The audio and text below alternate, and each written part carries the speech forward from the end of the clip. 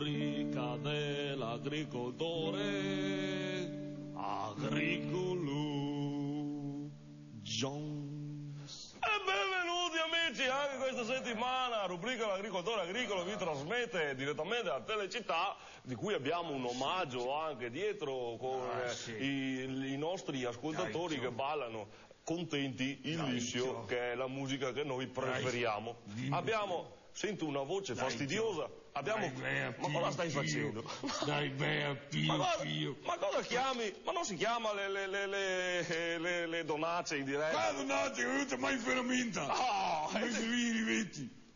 E te che dici pio in ferramenta? È una bella donna quella. Scusa, avevo pensato male, mi perdonami se... No, perché che non mi paghi anche, mi spendi i soldi della bolletta dopo che ti teniamo anche in studio così, come atto di Dai, che ne so, mangia le ore. Allora, salutiamo i nostri sponsor, sempre come sempre. Abbiamo Acquarinata, Bena, Giuseppe, Piscina Bossa, Piscina Fossa. Bevi una fossa. E abbiamo qui Italo che ha delle testimonianze. Com'è andata? Sì, bella che testimonio. Lasciamo perdere, meglio lasciare perdere queste testimonianze. E poi abbiamo lo sponsor ditta Temar. Conosci la Temar? Avevo una macchina, compagna. Ancora avanti, tutte le settimane questa storia. Non è la macchina, è la ditta. E guarda, visto che tu non hai ancora capito, ti faccio vedere un'altra volta la somiglianza del titolare Mario. Guarda che bel bronzino. Sì, ciò. Sarà un chilo e mezzo. È un bell'uomo. Ciò. Anche io sarò un chilo e mezzo. Sì, ti brocca. Ma non si sa. Chiederemo delucidazioni. Comunque. Fa un braccio. Passiamo subito al caso del giorno. Dai, tu chiami le sbudarate dopo Diciamo un'altra volta in ferramenta. Stai buono, la ferramenta non ha prefisso 899. Allora. Scrive Ilario a Sant'Ambroso: caro agricoltore agricolo, ho un problema. Ho buttato in aili sui pomodori per farli passare l'inverno a questi pomodori, ma adesso non riesco a concimare perché li ho piantati in massa, diciamo, parente e piante, e non riesco neanche a mi cucciando a andare a concimare quei mesorivo, Caro agricoltore agricolo, consigliami un metodo per concimare i pomodori anche sotto i naili. Soluzione già fatta. Che subito soluzione. Ho avuto lo stesso problema anche a me una volta. Sì.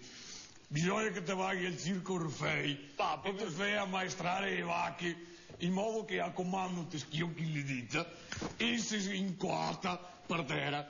Nel momento in cui si è incoata, bisogna che ti dai un bel caffè corretto prugna, che è sempre un bel vedere anche a paio vacche. Anche un bel gustare, dici. E ti riempisi una bella sigaretta, una 100 di quelle belle lunghe.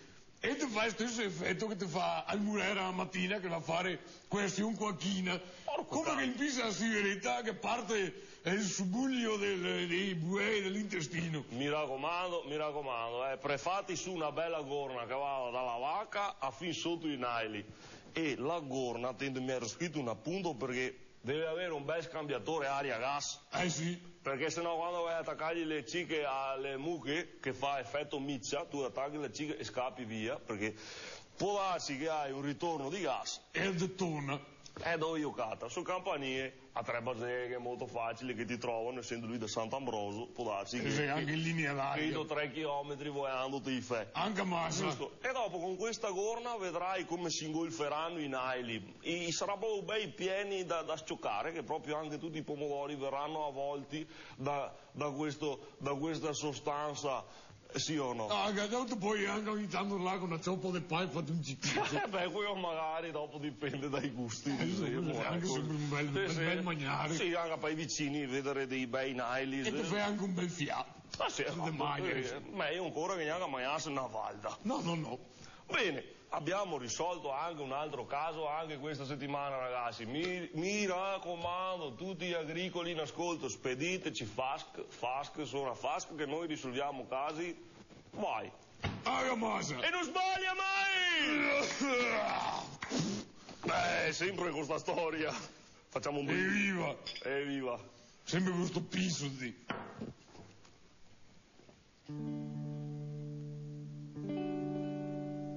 Rubrica dell'agricoltore Agricolo Jones.